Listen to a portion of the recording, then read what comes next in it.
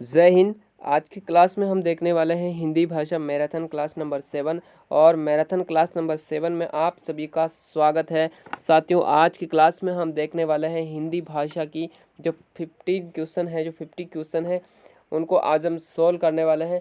तो अगर आप किसी भी रीट सीटेट एस्टेट की तैयारी कर रहे हैं और आपके द्वारा अगर एक बेहतरीन तैयारी आपको चाहिए तो साथियों ये सेशन आपके लिए वेरी इंपॉर्टेंट है, स्पेशल है।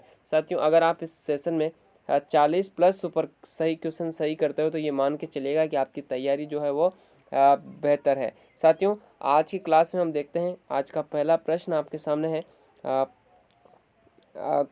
सेशन के लास्ट में मुझे ज़रूर बता के जाना कि आज का सेशन जो है वो आपको कैसा लगा, कितने क्वेश्चन जो है आपके सही हुए हैं। आज का पहला प्रश्न आपके सामने ये रहा कि यदि बालक को पठनीय सामग्री दी जाए तथा वह बालक उसे पढ़े एवं उस पर चर्चा करे तो पढ़ने के कार्य का अधिकांश भाग जो है वो क्या हो जाता है, संपन्न हो जाता है। यह मानना किसका है, ये किसका कथन है, ऐसा आप कह सकते हो। तो जॉन कॉटन का है, क्रॉनबेक का है, बेकन पोल का है या सेलमैन का है। तो साथियों, ये जो कथन कहा था ये एक फेमस कथन है और इस कथन को कहने वाले विद्वान जो थे वो थे साथियों जॉन कॉटन, यानी कि ऑप्शन नंबर जो पहला साथियों वो हो जाएगा आपका राइट आंसर। नेक्स्ट क्वेश्चन कि सूक्ष्म अध्ययनार्थ पाठ्य पुस्तकों का उद्देश्य नहीं है। पहला ऑप्शन है भाषाई ज्ञान में वृद्धि करना, शब्द भंडार में वृद्धि करना, शुद्ध उच्चारण का ज्ञान कराना या मौन वाचन एवं स्वाध्याय के योग्य बनाना। क्वेश्चन नंबर दूसरे का जो राइट आंसर है साथियों वो क्या होगा, ऑप्शन नंबर डी। क्योंकि देखिएगा मौन वाचन एवं स्वाध्याय के योग्य बनाना इस प्रकार का हम बात करें ये तो साथियों क्या था, विस्तृत अध्ययनार्थ पाठ्य पुस्तक का उद्देश्य। किसका, विस्तृत अध्ययन के लिए ये जो उद्देश्य है वो है विस्तृत अध्ययनार्थ पाठ्य पुस्तक का उद्देश्य माना गया, इसलिए ऑप्शन नंबर डी अपना सही आंसर है। नेक्स्ट कि विस्तृत अध्ययनार्थ पाठ्य पुस्तकों का उद्देश्य नहीं है, उद्देश्य नहीं बोल रहा है कि पाठ का भाव ग्रहण कराना, शब्दकोश प्रयोग को बढ़ावा देना, अवकाशकालीन समय का सदुपयोग करना सिखाना, सुक्ति और लोकोक्ति शब्द भंडार में वृद्धि करना। तो साथियों, इस क्वेश्चन का राइट आंसर आपको बताना है। तो इस क्वेश्चन का जो राइट आंसर बेहतरीन आंसर है ऑप्शन जो डी है वो हो जाएगा आपका राइट आंसर, क्योंकि सुक्ति और लोकोक्ति भंडार में वृद्धि करना तो सूक्ष्म अध्ययनार्थ पाठ्य पुस्तक का उद्देश्य के अंतर्गत आता है। डी ऑप्शन आपका हो जाए राइट आंसर।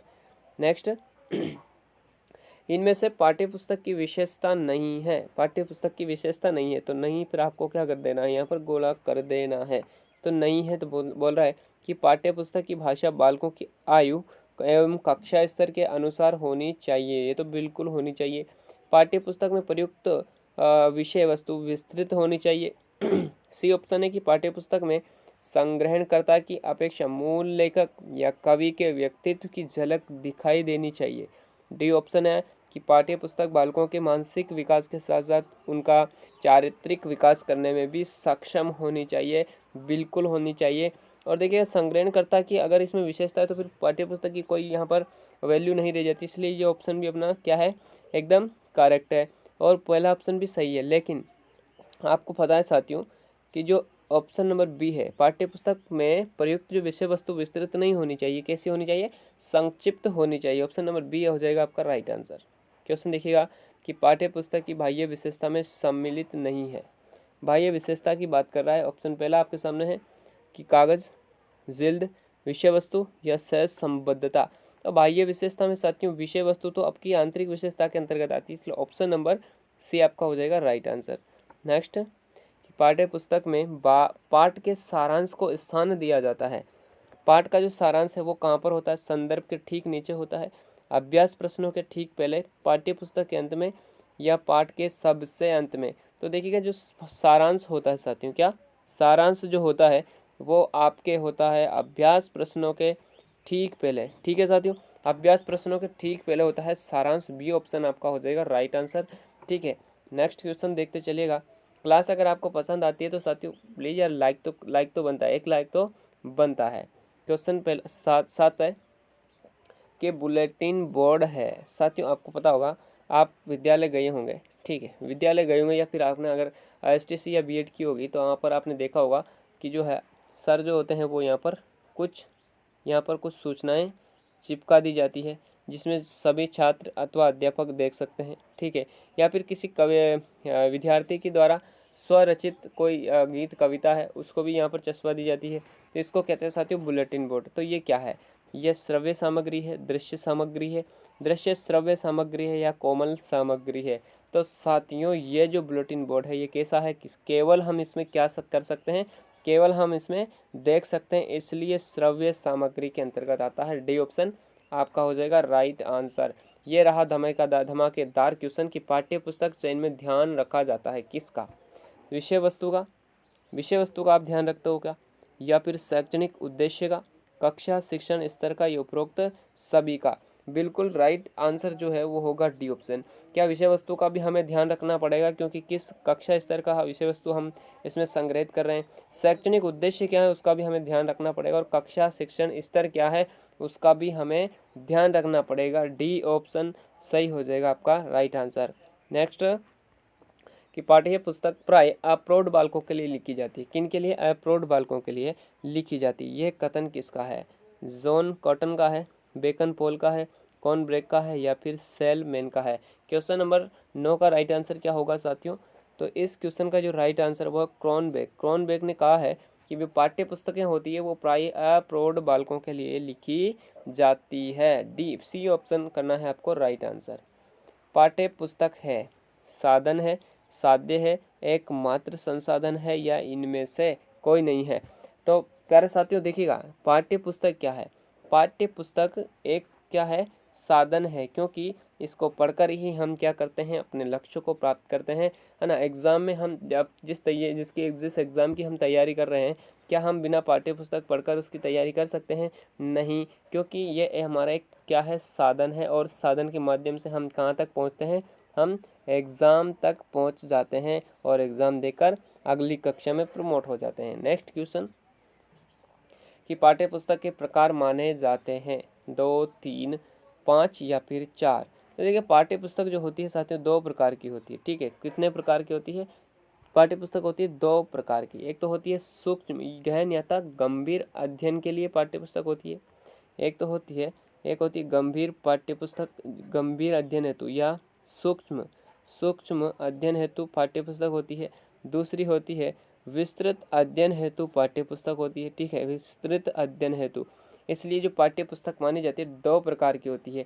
नेक्स्ट क्वेश्चन कि जो शिक्षक प्रश्न करने की कला में शून्य होता है वह कभी अच्छा शिक्षक नहीं बन पाता, ये कथन है साथियों, बहुत ही इंपॉर्टेंट कथन है। ये कथन किसके द्वारा कहा गया था, महात्मा गांधी के द्वारा, मारिया मॉन्टेसरी, सेलमैन का, या फ्रोबेल का। देखिएगा जो एक विद्वान है जिनका नाम है सेलमैन, और सेलमैन ने कहा है कि जो शिक्षक प्रश्न करने की कला में वो अच्छा नहीं है, दक्ष नहीं है, तो वो एक अच्छा शिक्षक नहीं बन पाता। जो सी ऑप्शन है साथियों वो आपको करना है राइट आंसर। क्वेश्चन पाठ्य पुस्तक की आंतरिक विशेषता में सम्मिलित नहीं है। क्वेश्चन नंबर 13 का राइट आंसर मुझे बता दीजिएगा कि इसमें कौन सा सम्मिलित नहीं है, विविधता, शब्दावली, मौलिकता, या अनुक्रमणिका। देखिएगा आंतरिक विशेषता में सम्मिलित नहीं है, तो साथियों आपको पता होगा कि जो अनुक्रमणिका है ये पुस्तक की बाह्य विशेषता में आती है, तो फिर इसका राइट आंसर क्या होगा, डी ऑप्शन हो जाएगा इसका राइट आंसर। देखिएगा जो बाह्य विशेषता में आती है वो आपको ध्यान रखना है, कौन कौन सी जो विशेषताएं हैं वो बाह्य विशेषता के अंतर्गत आती है। देखिए अनुक्रमणिका तो अपने बाह्य विशेषता के अंतर्गत आती है। और बात हम करते हैं अभ्यास प्रश्नों की, किसकी साथियों, अभ्यास प्रश्न जो होते हैं वो भी हमारे बाह्य विशेषता के अंतर्गत आते हैं। और जो है साथियों हमारे पास सारांश की बात करते हैं, जो कि अभ्यास प्रश्नों के ठीक पहले होता है सारांश, ठीक है। तो सारांश भी हमारा बाह्य विशेषता के अंतर्गत आता है। आई होप ये जो है आपको समझ में आया होगा। नेक्स्ट क्वेश्चन देखते हैं कि जो बालक की उम्र बढ़ती है और मानसिक विकास होता है त्यों त्यों उनके लिए सरल से कठिन पर उपयोगी शब्द की व्यवस्था की जानी चाहिए, यह कथन है। यानी कि कह रहा है कि जो जैसे जैसे बालक की उम्र बढ़ती जाती है उसका मानसिक स्तर बढ़ता जाता है, ऐसे करके धीरे धीरे उसके लिए वो जो शब्दों की जो कठिनता उसको बढ़ा देनी चाहिए। ऐसा किसने कहा, इन्वेस्ट किया, सेलमैन ने, जॉन कॉटन का, या कॉर्न ब्रेक का। क्वेश्चन नंबर 14 का जो राइट आंसर है साथियों वो एम वेस्ट के द्वारा ये कथन कहा गया है। ऑप्शन नंबर पहला हो जाएगा आपका राइट आंसर। नेक्स्ट कि मूल्यांकन वह प्रक्रिया है जिसके द्वारा बालक एवं शिक्षक इस बात का निर्णय करते हैं कि किस शिक्षण के लक्ष्य को प्राप्त किया जा रहा है अथवा नहीं। तो ऑप्शन पहला सी रोज का, ज एम राइट स्टोन का, ग्रीक का या क्रॉनबेक का। तो मूल्यांकन वह प्रक्रिया है जिसके द्वारा बालक एवं शिक्षक इस बात का निर्णय करते हैं कि किस शिक्षण के लक्ष्य को प्राप्त किया जा रहा है अथवा नहीं। तो इस क्वेश्चन का जो राइट आंसर होगा वो होगा साथियों आपका ऑप्शन नंबर पहला, सी रोस ने ये कथन कहा था। नेक्स्ट देखते चलिएगा कि किसी योजना में शिक्षक यंत्रवत कार्य करता है। किस योजना में शिक्षक जो है वो यंत्रवत कार्य करता है? दैनिक पाठ्य योजना, इकाई पाठ्य योजना, मासिक पाठ्य योजना या वार्षिक पाठ्य योजना। तो 16 का राइट आंसर क्या होगा साथियों? क्वेश्चन नंबर जो 16 का राइट आंसर है वो है दैनिक पाठ्य योजना। और दैनिक पाठ्य योजना में शिक्षक क्या करता है? यंत्रवत लगातार कार्य करता रहता है। ऑप्शन नंबर पहला आपका हो जाएगा राइट आंसर। क्वेश्चन देखिएगा कि मूल्यांकन उद्देश्यों की प्राप्ति की सीमा का निर्णय करने की प्रक्रिया है। मूल्यांकन जो होता है वो उद्देश्य की प्राप्ति की सीमा का निर्णय को प्राप्त करने की निर्णय करने की प्रक्रिया है। यह कथन किसका? कार्टराइट का है, सी रोज का है, टारगसन और एडम्स का है या माइकलिस का है? तो साथियों क्वेश्चन नंबर 17 का जो राइट आंसर है वो है आपका माइकलिस। माइकलिस ने कहा है ऐसा कथन किसके बारे में? मूल्यांकन के बारे में। नेक्स्ट कि मूल्यांकन के किस स्वरूप के अंतर्गत बालकों की उपलब्धि स्तर का पता लगाया जाता है? उपलब्धि स्तर का। तो ऑप्शन पहला है पाठ पूर्व प्रवेश मूल्यांकन, पाठ सहगामी मूल्यांकन, पाठ उपरांत मूल्यांकन या उपरोक्त सभी के अंतर्गत। तो मूल्यांकन के किस स्वरूप के अंतर्गत बालकों की उपलब्धि स्तर का पता लगाया जाता है? तो देखिएगा क्वेश्चन नंबर जो 18 है इसका राइट आंसर क्या होगा? उपरोक्त सभी के अंतर्गत जो है बालक की उपलब्धि का पता लगाया जा सकता है। डी ऑप्शन हो जाएगा आपका राइट आंसर। नेक्स्ट कि एक अच्छे मूल्यांकन प्रविधि वह है जो व्यवहार के वांछनीय तथा परिवर्तनों के अवैध प्रमाण को प्राप्त करने में समर्थ है। ये मानना है B.S. ब्लूम का, क्रॉनबेक का, फ्रोबेल का या C.C. रोस का। तो देखिएगा यहाँ पर हम बात करें B.S. ब्लूम ने कहा है कि एक अच्छे मूल्यांकन प्रविधि वह है जो व्यवहार के वांछनीय तथा परिवर्तनों के अवैध प्रमाण को प्राप्त करने में हमारी सहायता करती है। इसलिए जो पहला ऑप्शन है आपको करना है राइट आंसर। उपचारात्मक शिक्षण है छात्रों की कमियों का पता लगाकर दूर करना, बौद्धिक स्तर पर आगे रहने वाले छात्रों को पढ़ाना, छात्रों की वर्तनी संबंधी कठिनाइयों का पता लगाना और अध्यापक के शिक्षण संबंधी कठिनाइयों का पता लगाना। तो साथियों देखिए 20 क्वेश्चन में जो उपचारात्मक शिक्षण है ये क्या है साथियों? छात्रों की कमियों का पता लगाकर दूर करना, है ना। ऑप्शन जो पहला है यहाँ पर ऑप्शन जो पहला है वो हो जाएगा आपका राइट आंसर। उपचारात्मक शिक्षण और उपचारात्मक शिक्षण का जो आधार माना जाता है साथियों वो आपको ध्यान रखना है, वो माना जाता है निदानात्मक परीक्षण। क्या माना जाता है? निदानात्मक परीक्षण। ठीक है, तो ये भी आपको ध्यान रखना है।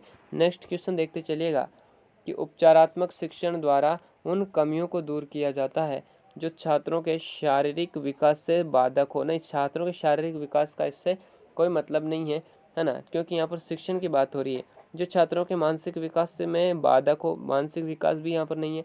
जो छात्रों के शैक्षिक विकास में बाधक हो, ठीक है साथियों। और जो छात्रों के सामाजिक विकास, तो सामाजिक विकास यहाँ पर बात नहीं हो रही, बात हो रही है जो छात्रों के शैक्षिक विकास में बाधक हो, ठीक है, उसके लिए हमें उपचारात्मक शिक्षण ये करवाना पड़ता है। नेक्स्ट क्वेश्चन, उपचारात्मक शिक्षण द्वारा शिक्षक की कमियों का उपचार करते हैं? बिल्कुल नहीं करते हैं। विद्यार्थियों के घायल होने पर उपचार करते हैं? ऐसा नहीं है। और सी ऑप्शन है कि विशिष्ट विद्यार्थियों का उपचार करते हैं।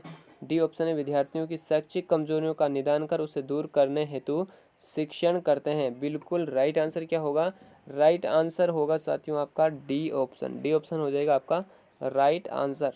नेक्स्ट क्वेश्चन कि उपचारात्मक शिक्षण के उद्देश्य हैं अधिगम के मार्ग में आने वाली बाधाओं को दूर करना, शिक्षा संबंधी बुरी आदतों से मुक्ति दिलाना, छात्रों में अच्छे व्यक्तित्व का प्रोत्साहन देना, या डी ऑप्शन है उपरोक्त सभी। बिल्कुल सही है, उपचारात्मक शिक्षण के माध्यम से सारी की सारी क्रियाएं की जाती है।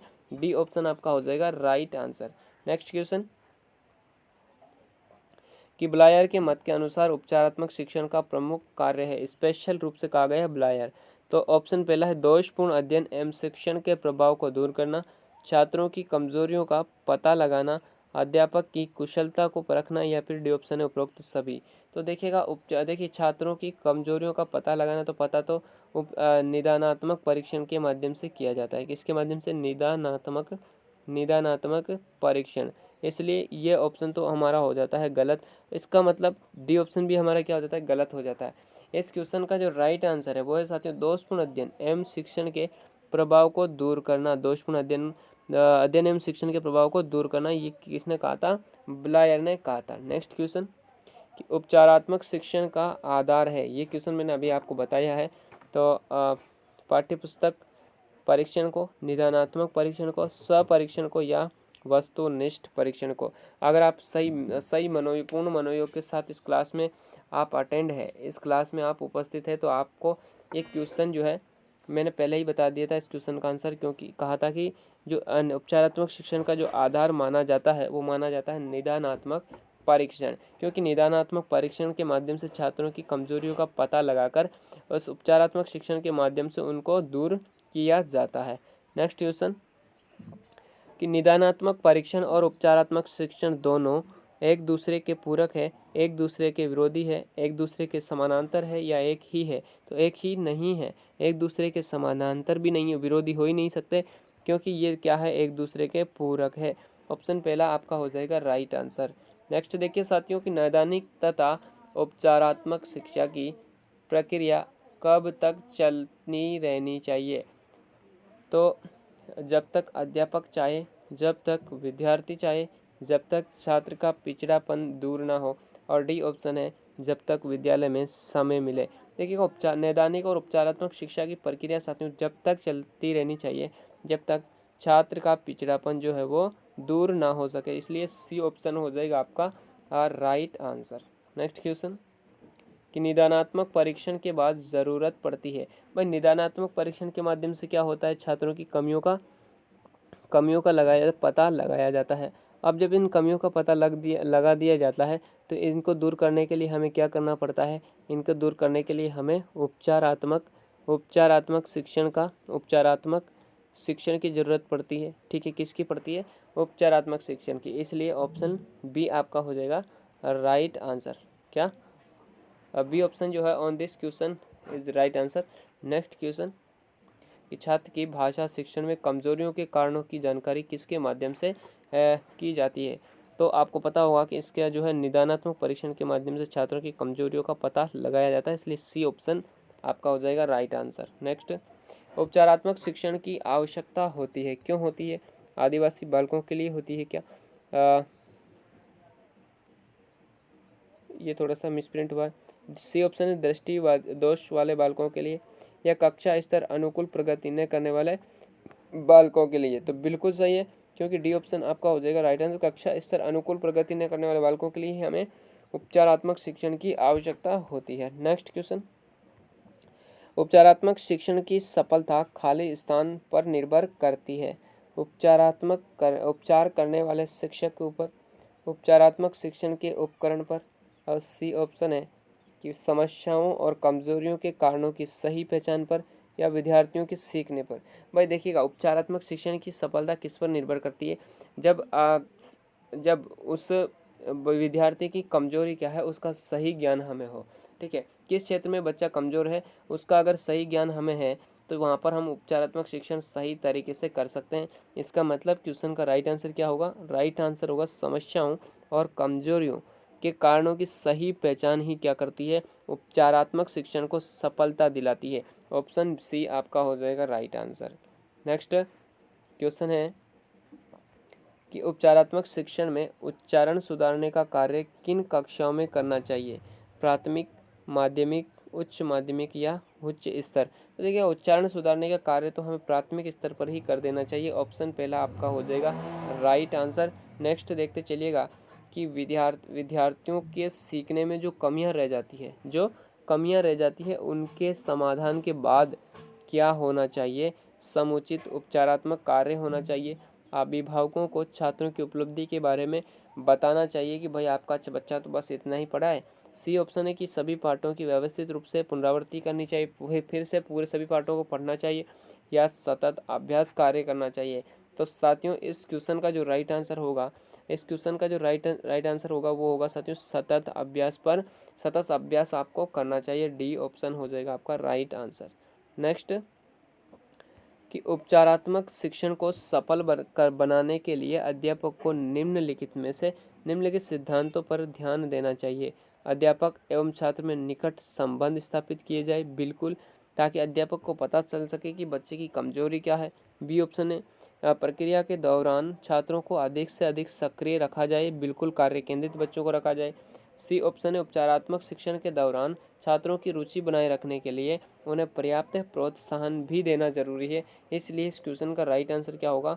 इस क्वेश्चन का राइट आंसर होगा साथियों डी ऑप्शन। डी ऑप्शन आपको करना है राइट आंसर। नेक्स्ट कि उपचारात्मक शिक्षण के संदर्भ में असत्य कथन है। असत्य कथन पूछ रहा है कि विद्यार्थियों की समस्याओं को दूर करने के लिए किया जाता है, बिल्कुल, कौशल विकसित करने में सहायक है, डी सी ऑप्शन है नवीन आदतों की खोज का आधार बनता है, और डी ऑप्शन है निदानात्मक कार्य के पहले संभव होता है। देखिए निदानात्मक कार्य के पहले कैसे होगा उपचारात्मक शिक्षण? अगर बच्चे की कमजोरियों का पता ही नहीं चला तो हमें कैसे पता चलेगा कि हमें इस बच्चे की ये कमजोरी का उपचार करना है? तो साथियों ये जो डी ऑप्शन है वो आपका क्या है? इनकरेक्ट है ऑन दिस क्वेश्चन, और राइट आंसर हमारा क्या हो जाएगा? डी ऑप्शन हो जाएगा। नेक्स्ट क्वेश्चन कि उपचारात्मक शिक्षण में मूल्यांकन का प्रयोग होना चाहिए। छात्रों में परस्पर तुलना के लिए, सीखने की संतुष्टि के लिए, सीखने की मदद के लिए, या भाषाई जानकारी के लिए। तो मूल्यांकन का जो प्रयोग होना चाहिए हमारे उपचारात्मक शिक्षण में वो जाना चाहिए साथियों सीखने की मदद के लिए। जो सी ऑप्शन है आपका हो जाएगा राइट आंसर। ठीक है, c option is right answer on this question. Next question question next है कि छात्रों में भाषा के प्रति रुचि के विकास में सबसे अधिक भूमिका है सुनने की, भाषण की, अवलोकन की, या फिर इनमें से कोई नहीं। तो भाषा के प्रति रुचि जागृत करने के लिए साथियों सबसे अधिक महत्वपूर्ण क्या है? तो वो है साथियों आपका सी ऑप्शन अवलोकन की। ठीक है, 37 का राइट आंसर क्या होगा? अवलोकन। नेक्स्ट क्वेश्चन है कि भाषा पर मानव अधिकार होने से बढ़कर भाषा का निरंतर प्रयोग करना है, कथन किसका है? वाइगोत्स्की का है, ब्रूनर का है, मॉन्टेसरी का है, या उपरोक्त सभी का है? देखिएगा जो कथन कहा था साथियों वो कहा था आपके ऑप्शन नंबर 38 का राइट आंसर होगा ब्रूनर। ब्रूनर ने कहा था कि भाषा मानव अधिकार होने से भाषा का निरंतर प्रयोग करना है। भाषा का देखिए बढ़कर क्या है? अगर बच्चा है उसको भाषा का पूर्ण अधिकार है, लेकिन अगर वो प्रयोग ही नहीं करना जानता तो फिर यहाँ पर भाषा का कोई महत्व नहीं रह जाता। इसलिए कहा गया है कि भाषा पर मानव अधिकार होने से बढ़कर ये है कि वो बच्चा भाषा का निरंतर प्रयोग कैसे कर रहा है। नेक्स्ट क्वेश्चन है कि किसके अनुसार मौन वाचन कक्षा 7 से प्रारंभ कर देना चाहिए? वैसे तो प्रतिभाशाली बालकों के लिए 3 और वैसे 5 कक्षा 5 से इसको कर देना चाहिए, लेकिन स्पेशल पूछा जा रहा है किसके अनुसार कक्षा 7 से प्रारंभ कर देना चाहिए? रोमन, जड, मॉन्टेसरी, या फ्रोबेल? तो देखिएगा क्वेश्चन का राइट आंसर क्या होगा? क्वेश्चन का राइट आंसर है साथियों 39 का बी ऑप्शन जड। बी ऑप्शन क्या है? बी ऑप्शन है साथियों आपका जड़। देखिए इस क्वेश्चन में मुझे थोड़ा सा कंफ्यूज है तो ये आपको देखते चलना है। इस क्वेश्चन का हम देखते हैं नेक्स्ट सेशन में थोड़ा सा। देखिएगा अगला क्वेश्चन की व्याकरण शिक्षण का आरंभ किसके द्वारा होना चाहिए? अक्षर के द्वारा, शब्द द्वारा, वाक्य के द्वारा, या वर्णमाला के द्वारा? तो देखिए व्याकरण शिक्षण की बात हो रही है तो किसके द्वारा? आपने एक सिद्धांत पढ़ा होगा पूर्ण से अंश की ओर सिद्धांत। पूर्ण से अंश शिक्षण सूत्र आपने पढ़ा होगा पूर्ण से अंश की ओर। इसका मतलब है कि व्याकरण का जो हमें शिक्षण करवाना चाहिए आरंभ वो करवाना चाहिए वाक्य के द्वारा। सी ऑप्शन आपका हो जाएगा राइट आंसर। नेक्स्ट क्वेश्चन है कि विशिष्ट उद्देश्यों की प्राप्ति निम्न में से किससे संभव है? विशिष्ट उद्देश्यों की पाठ्यक्रम से, विषय वस्तु से, प्रकरण से, या मूल्यांकन से? तो मूल्यांकन से कैसे होगी? प्रकरण से कैसे होगी भाई? पाठ्यक्रम से कैसे होगी भाई? विषय वस्तु जब तक हम नहीं पढ़ेंगे तो हमें विशिष्ट उद्देश्यों की प्राप्ति कैसे हो सकती है? इसलिए विषय वस्तु के माध्यम से ही हमें साथियों विशिष्ट उद्देश्यों की प्राप्ति हो सकती है। बी ऑप्शन हो जाएगा आपका राइट आंसर। नेक्स्ट क्वेश्चन है प्राथमिक स्तर पर कौन सी गतिविधि बच्चों की मौखिक अभिव्यक्ति के विकास में सबसे कम प्रभावी है? पूछा जा रहा है सबसे कम प्रभावी। बात हो रही है मौखिक अभिव्यक्ति में सबसे कम प्रभावी क्या है? घटना का वर्णन, कहानी का शब्दांश पढ़ना, कहानी को अपनी भाषा में कहना और चित्र दिखाकर कहानी कहलवाना। तो देखिएगा, कहानी का अगर शब्दांश बच्चा पढ़ेगा तो यहाँ पर सबसे कम जो प्रभावी है वो बी ऑप्शन है। कहानी का शब्दांश पढ़कर ही बच्चे का क्या यहाँ पर गतिविधि मौखिक अभिव्यक्ति के विकास में सबसे कम महत्वपूर्ण क्या है? तो कहानी का शब्दांश पढ़ना। 34 है 43 क्वेश्चन नंबर है कि सतत एवं समग्र मूल्यांकन के कितने प्रकार है? 4 है, 5 है, 6 है या फिर 2 है? तो आपको पता होगा साथियों, हमारे पास मूल्यांकन 2 प्रकार से किया जाता है। एक तो होता है साथियों रचनात्मक मूल्यांकन। क्या होता है? रचनात्मक। एक तो होता है रचनात्मक मूल्यांकन, ठीक है। कौन सा होता है? रचनात्मक मूल्यांकन। और दूसरा होता है योगात्मक मूल्यांकन। तो साथियों योगात्मक मूल्यांकन सत्र के अंत में किया जाता है। इंग्लिश की बात करें तो इसको कहते हैं समेटिव असेसमेंट और इसको कहते हैं अफर्मेटिव, ठीक है। तो इस क्वेश्चन का राइट आंसर क्या होगा? डी ऑप्शन हो जाएगा आपका राइट आंसर। नेक्स्ट क्वेश्चन कि मौन वाचन संबंधित है पद्य शिक्षण से। तो पद्य शिक्षण से मौन वाचन का क्या लेना देना भाई? पद्य शिक्षण में तो बच्चा ऐसे बोल बोल कर चिल्ला कर पढ़ता है ना। कविताएं गीत जो भी गाता है वो हमारे पास आवाज़ आती है। बी ऑप्शन व्याकरण शिक्षण। व्याकरण शिक्षण को मौन वाचन से कैसे पढ़ा जाएगा? गद्य शिक्षण या रचना शिक्षण?